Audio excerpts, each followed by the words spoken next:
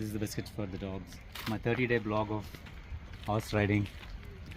This is a little farm just outside in the outskirts of Bangalore. You can see the farm, nice, beautiful cauliflower, I think. Cabbage. So there is a cabbage, is it? Yeah. Nice. So this is a small cafe out here on the left-hand side, and there is a kennel inside there.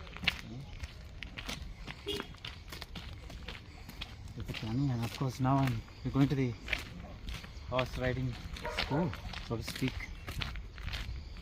So beautiful sunny day. I'm all dressed up. You can see my boots.